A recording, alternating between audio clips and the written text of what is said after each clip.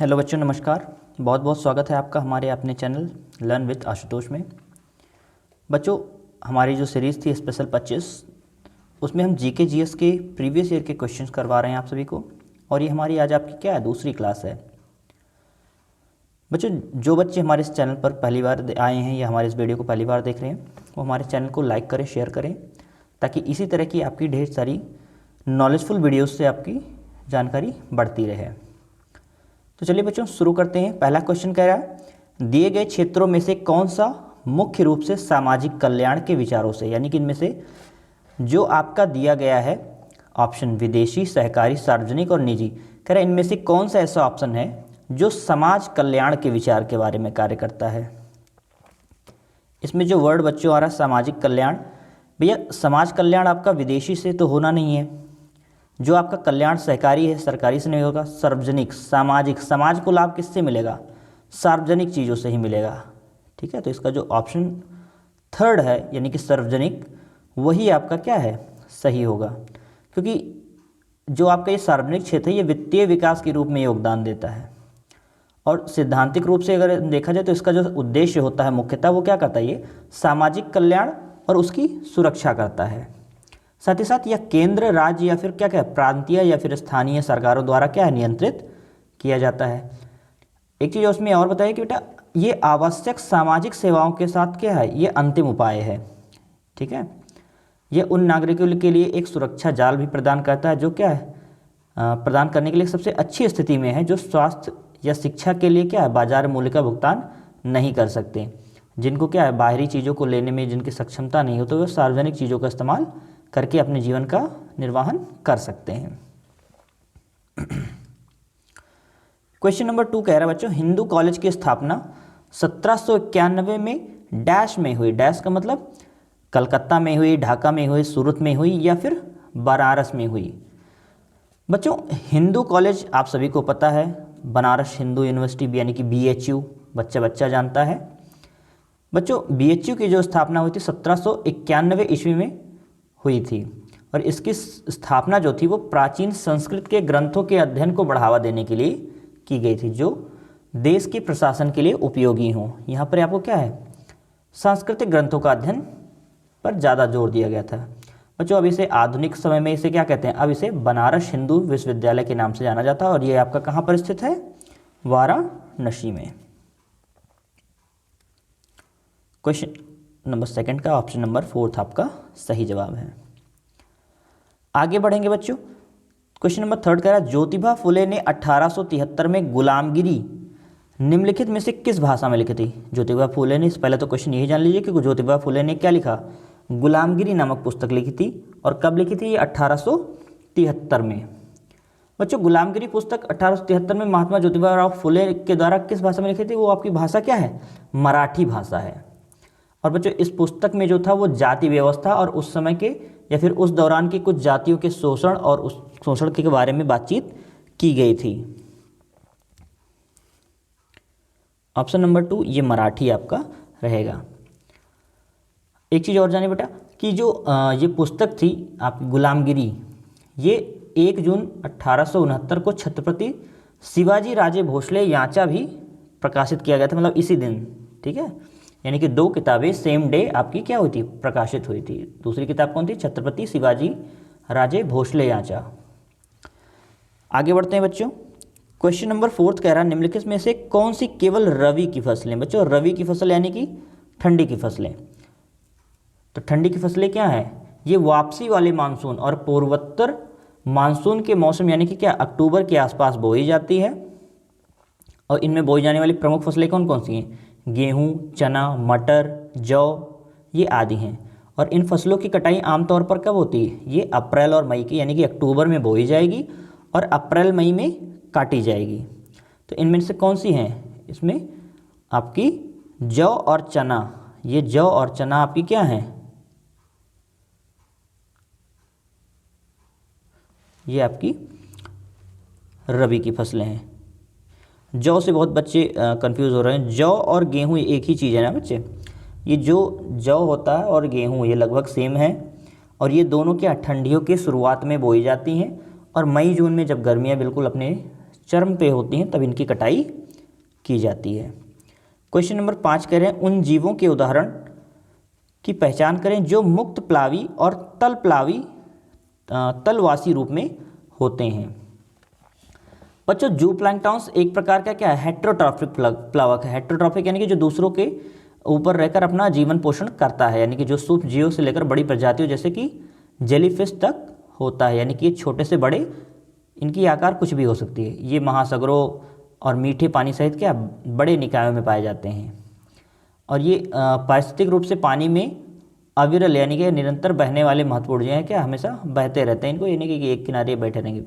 जूप्लैंक्टन के सबसे महत्वपूर्ण प्रकारों में आपकी जो अगर कुछ प्रकार देखा जाए तो ये आपके क्या हैं, फोर्मिनिफेरंस और डायनोफ्लैजेलेट्स आदि भी आते हैं। इसमें जो आपका ऑप्शन नंबर 2 सही है, ठीक है, यानी कि प्राणी प्लवक। अगला क्वेश्चन करा बच्चों, निम्नलिखित में से किस शहर ने अंतर्राष्ट्रीय सैन्य खेल परिषद द्वारा आयोजित 2019 के सैन्य विश्व खेलों की मेजबानी की थी। बच्चों 7वें CISM विश्व खेल 2019 चीन के वुहान शहर में आयोजित किया गया था और ये 18 से लेकर के 27 अक्टूबर 2019 तक खेला गया था। 18 से 27 अक्टूबर 2019 तक खेला गया था। अंतर्राष्ट्रीय सैन्य खेल परिषद यानी कि IMSC या फिर इसी को हम CISM, ठीक है, इसके द्वारा 1995 से हर 4 वर्ष में सैन्य विश्व खेलों की मेजबानी की है इन्होंने, ठीक है। तो आपका इसका सही ऑप्शन क्या है, ऑप्शन नंबर 3। और ये वुहान बच्चों कहाँ पे है, वुहान चीन, इसको भूलेंगे नहीं, ये कोरोना वहीं से आया था ना, वुहान चीन के वुहान शहर से ही कोरोना फैला था। नेक्स्ट है बच्चों, अब्दुल करीम खान हिंदुस्तानी संगीत के किस स्कूल के प्रतिपादक थे। बच्चों अब्दुल करीम खान जो थे ये हिंदुस्तानी संगीत के एक अग्रगणी कलाकार थे और इन्होंने जिस घराने की स्थापना की थी वो आपका कौन सा है, ये किराना घराना है। और किराने घराने में क्या खास बात थी कि इन्होंने ताल के बजाय किस पर जोर दिया था, ये माधुर्य पर जोर दिया था, यानी कि क्या है, उसकी मधुरता पर जोर दिया था ताल के बजाय। भीमसेन जोशी भी क्या है, इसी घराने के एक लोकप्रिय संगीतकार हैं, ठीक है। किस घराने के हैं ये, किराना घराने के हैं। ऑप्शन नंबर 4 किराना घराना।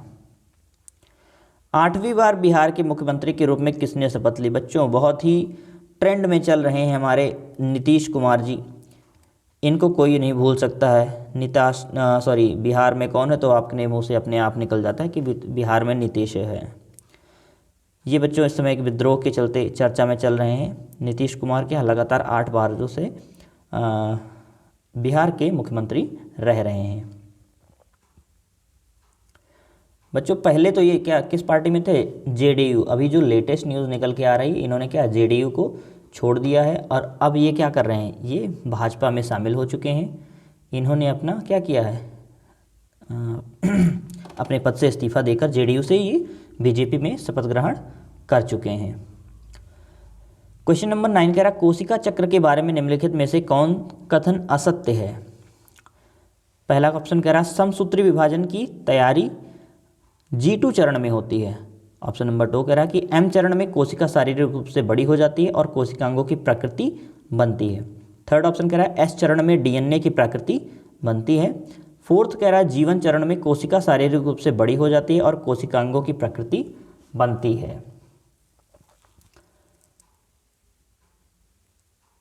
बच्चों जो माइटोटिक होता है, यानी कि माइटोटिक चरण के दौरान कोशिका 2 नई कोशिकाओं में बनने के लिए क्या है, अपने कॉपी किए गए DNA को साइटोप्लाज्म में विभक्त कर देती है, यानी कि तोड़ देती है। और उसके बाद दूसरे चरण में जो अभी G2 होता है, इसमें 2 अलग अलग विभाजन संबंधी प्रक्रियाएं होती हैं। एक आपका माइटोसिस होता है और आपका दूसरा जो क्या होता है वो साइटोकाइनेसिस होता है। और दूसरे अंतराल चरण में यानी कि G2 चरण में इसके दौरान के कोशिका अधिक बढ़ती है और प्रोटीन और ऑर्गेनेल बनाती है, यानी कि जो उसमें आपका सही आंसर होगा वो ऑप्शन नंबर 2। ये M चरण में कोशिका क्या करती है, शारीरिक रूप से बड़ी हो जाती है और कोशिकांगों की प्रकृति बनाती है।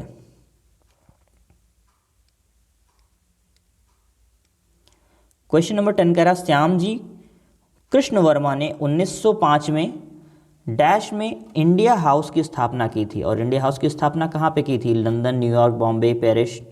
बच्चों लंदन में इंडियन हाउस की स्थापना श्यामजी कृष्ण वर्मा ने 1905 में की थी। यह विशेष रूप से किसके लिए था? ये उत्तरी लंदन में भारतीय छात्रों के लिए एक प्रकार का क्या था? छात्रावास था, जहाँ पे भारतीय बच्चे रह सकते थे। और इसकी स्थापना जो हुई थी बच्चों, वो ब्रिटेन में भारतीय छात्रों के बीच राष्ट्रवादी विचारों को बढ़ावा देने के लिए हुई थी। तो आपका जो ऑप्शन नंबर डी है, यानी कि क्वेश्चन नंबर 4 लंदन, आपका इसका सही जवाब है। इंदिरा गांधी शहरी रोजगार गारंटी योजना 2022 किस राज्य द्वारा लागू की गई थी? बच्चों राजस्थान के जो मुख्यमंत्री थे अशोक गहलोत, इन्होंने 2022-23 के बजट में इंदिरा गांधी शहरी रोजगार योजना की घोषणा की थी। इन्होंने क्या किया था? यह महात्मा गांधी राष्ट्रीय ग्रामीण रोजगार गारंटी अधिनियम यानी कि मनरेगा के तर्ज पर ही था। ठीक है, मनरेगा में क्या था? गाँव में रोजगार दिया जाता था, लेकिन अब इसी के बेसिस पर इन्होंने क्या शहरी रोजगार योजना चलवाया है। और इस योजना के तहत क्या था? शहरी क्षेत्र में रहने वाले परिवारों को प्रतिवर्ष क्या है? 100 दिन का रोजगार प्रदान किया जाना था।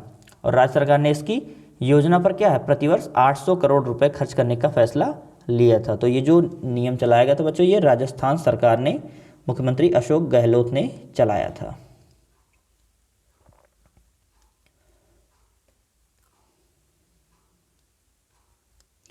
क्वेश्चन नंबर 12 करा निम्नलिखित विकल्पों में से सही युग्म का चयन करें। बच्चों तीसरी पंचवर्षीय योजना जो है ये कह रहा है कि तीव्र औद्योगिकरण या बुनियादी उद्योग के लिए है। चौथी कह रहे हैं परिवार नियोजन, पहली है वो महान लॉबिश है, और दूसरी क्या करें? कृषि पर फोकस। बच्चों आपको बता दें कि जो पहली पंचवर्षीय योजना आई थी उसमें बांधों और सिंचाइयों पर निवेश के साथ साथ क्या कृषि के क्षेत्र में ज़्यादा जोर दिया गया था। जो पहली थी उसमें बांध, सिंचाई और कृषि पर जोर दिया था। और इसके बाद में जो आपकी आई थी दूसरी, इसमें इन्होंने औद्योगिकरण और सार्वजनिक क्षेत्र में क्या है? ज़्यादा जोर दिया था। और जो आपकी तीसरी पंचवर्षीय योजना आई थी इसमें कृषि और गेहूं के उत्पादन और उसके क्या है? उत्पाद में सुधार को लेकर बढ़ोतरी की गई थी। और चौथी पंचवर्षीय योजना जो आई थी इसमें स्वास्थ्य संबंधी औचित्य या फिर परिवार नियोजन आप कह सकते हैं, जिसमें ये सारी चीज़ें आई थी। तो हम कह सकते हैं कि जो आपकी चौथी पंचवर्षीय योजना थी इसमें परिवार नियोजन भी आता है, इस पर ज़्यादा जोर दिया गया था। भारत के किस प्रधानमंत्री के नेतृत्व में भारत संविधान के मौलिक कर्तव्यों को जोड़ा गया था? बच्चों जो आपकी प्रधानमंत्री थी पूर्व इंदिरा गांधी, ठीक है, जो कि कांग्रेस सरकार थी उनकी 1976 में, और उन्होंने 42वें संविधान संशोधन अधिनियम पारित किया था, जिनमें मौलिक कर्तव्य 42वें संविधान संशोधन अधिनियम नियम 1976 के द्वारा क्या है? शामिल किए गए थे। और इसने क्या किया था? भारत के संविधान में अनुच्छेद 51 का को भी जोड़ा था। तो इसमें जो फेरबदल करने वाली कौन थी? वो हमारी महिला प्रधानमंत्री इंदिरा गांधी जी थी। फिर कह रहे हैं बच्चों कि निम्नलिखित में से कौन सा त्यौहार अगस्त सितंबर के महीने में मनाया जाता है? बच्चों अगस्त सितंबर में आपको मनाया जाने वाला त्यौहार कौन सा है? ओणम। ओणम केरल का क्या है? सबसे बड़ा वार्षिक त्यौहार है, और इस क्या है? पूरे राज्य में मनाया जाता है। ओणम का उत्सव स्थानीय कैलेंडर के अनुसार क्या है? ये अगस्त और सितंबर के महीने में 10 दिनों तक मनाया जाता है। बच्चों ये एक तरह का फसल उत्सव भी है, फसल की कटाई पर ही क्या है? ओणम मनाया जाता है। निर्माण श्रमिकों के कौशल को उन्नत करने के लिए मिशन कुशल कर्मी शुरू किया गया था। यह कार्यक्रम डैश की सरकार द्वारा शुरू किया था। मिशन कुशल कर्मी ये बच्चों नई दिल्ली सरकार ने क्या किया था? इन्होंने जुलाई 2022 में निर्माण श्रमिक यानी कि जो घर वगैरह बनाने के लिए थे, उनके कौशल को सुधारने के लिए ये शुरू किया गया था मिशन कुशल कर्मी। और इस कार्यक्रम के तहत वर्ष में 2 लाख श्रमिकों को क्या प्रशिक्षित करने का लक्ष्य भी सरकार ने रखा था। और प्रशिक्षण पूरा होने के बाद दिल्ली सरकार ने यह भी वादा किया था कि वो प्रतिमाह उनको 8,000 रुपये तक उपलब्ध कराकर निर्माण श्रमिकों की आय को भी क्या सुधारेगी, यानी कि उनकी मौजूदा स्थिति को सुधारने के लिए उन्हें 8,000 रुपये भत्ते के रूप में बाद में दिया जाना था। ये हमारी दिल्ली सरकार की योजना थी। क्वेश्चन नंबर 16 कह रहा है युवा ओलंपिक खेलों के पहले संस्करण का आयोजन कहाँ किया गया था? बच्चों अगस्त 2010 में सिंगापुर में पहले युवा ओलंपिक खेलों का आयोजन किया गया था। और यूथ ओलंपिक खेल अंतर्राष्ट्रीय ओलंपिक समिति द्वारा आयोजित एक अंतर्राष्ट्रीय बहु खेल योजना है। इसके साथ साथ बच्चों विंटर यूथ ओलंपिक गेम्स ये 2024 का चौथा संस्करण गैंगवोन रिपब्लिक ऑफ कोरिया में आयोजन किया गया था। यानी कि जो आपका ओलंपिक युवा खेलों का पहले संस्करण का आयोजन जो किया गया था वो कहाँ पर किया गया था बच्चों? ये सिंगापुर में हुआ था। और कब हुआ था बच्चों? ये अगस्त 2010 में हुआ था। अगस्त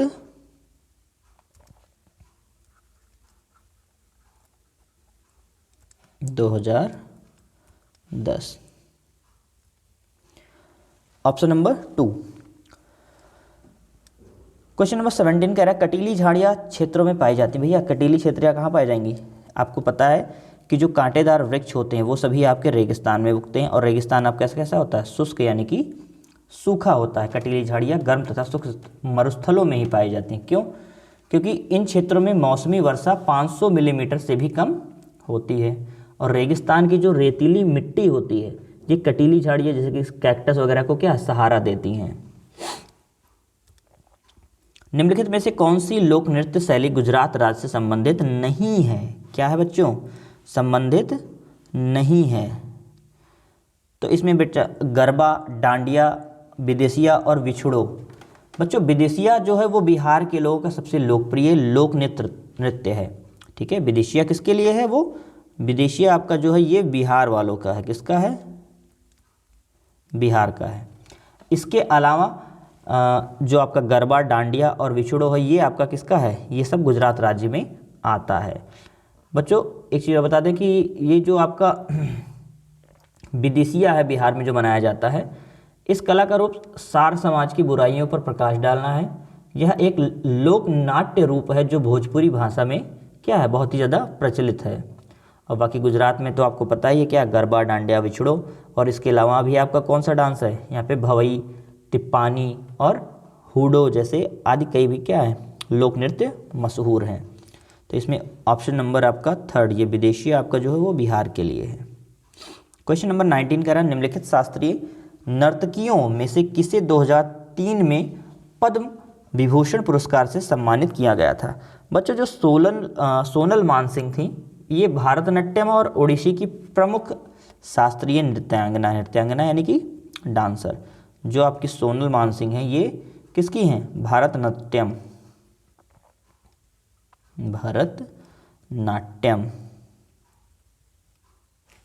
साथ ही साथ ओडिसी, ये ओडिसी की भी क्या है? बहुत ही विख्यात नर्तकी यानी कि डांसर हैं। 2023 में उन्हें उन्हें देश के दूसरे सर्वोच्च नागरिक पुरस्कार यानी कि पद्म विभूषण जो आपका जो देश का सबसे दूसरा सर्वोच्च सम्मान है वो क्या है? पद्म विभूषण है। बच्चों 2006 में फिर उन्हें क्या हुआ? मध्य प्रदेश सरकार द्वारा क्या है? कालिदास सम्मान भी प्रदान किया गया था। तो जो आपका इसमें क्वेश्चन नंबर 19 में ये कौन है? ये सोनल मानसिंह है। Option number 1। त्वरण की एसआई मात्रक क्या है? यानी कि एसआई इकाई क्या है? त्वरण यानी कि एसिलरेशन, और एसिलेशन जो होता है वो आपका क्या होता है? मीटर पर सेकेंड स्क्वायर।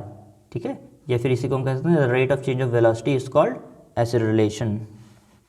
और ये आपका क्या है? ऑप्शन नंबर 4 यानी कि मीटर पर सेकेंड स्क्वायर।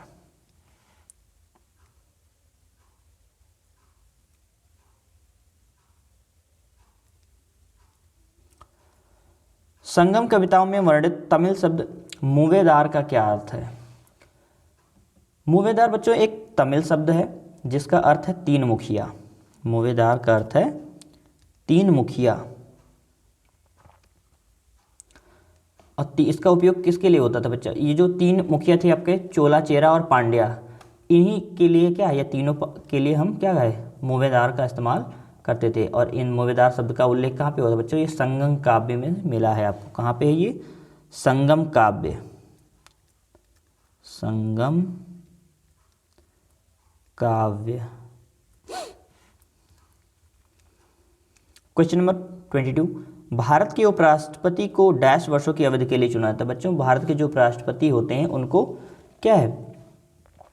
अपने कार्यकाल में से क्या है? 5 वर्षों की अवधि के लिए पद अपना धारण करता है, और वो क्या है? निर्वाचन मंडल द्वारा चुना जाता है जिसमें संसद के दोनों सदनों के सदस्य शामिल होते हैं। और वह संसद के किसी भी सदन या किसी भी क्या विधानमंडल के सदस्य नहीं होता। जो आपका उपराष्ट्रपति होता है वो किसी भी मंडल या सभा का सदस्य नहीं होता है। अपनी शपथ से ये 5 साल के लिए नामांकित होते हैं।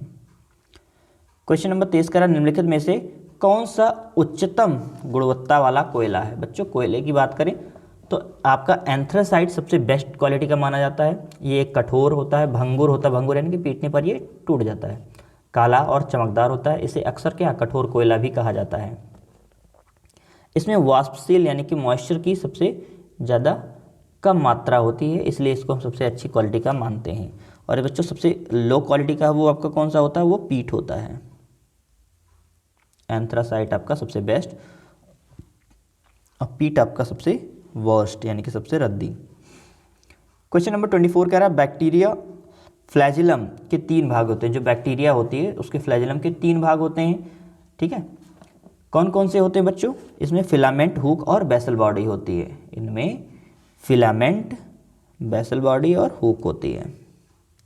Option number 4। CaOCl2 इसका यौगिक नाम क्या है? CaOCl2 का बच्चों जो यौगिक नाम है वो कैल्शियम ऑक्सीक्लोराइड यानी कि ब्लीचिंग पाउडर। CaOCl2 ये एक अकार्बनिक यौगिक है। इसका उपयोग हम कपास, लिनन, लकड़ी की लुगदी के लिए ब्लीचिंग एजेंट के रूप में करते हैं। ये एक तरह से इसको आप ब्लीचिंग पाउडर भी कह सकते हैं, इसी को आप बिरंजक चूर्ण भी कह सकते हैं। ठीक है बच्चों, ये रही आपकी आज की स्पेशल 25 की क्लास। अगर आपकी ये वीडियो हमारे वीडियो आपको अगर पसंद आती है तो इस वीडियो को आपका क्या करेंगे, लाइक करें, शेयर करें, ताकि और भी लोगों तक ये पहुंच सके। आज के लिए बच्चों बस इतना ही, मिलते हैं अगले सीरीज़ में। Thank you and best of luck for your upcoming examinations.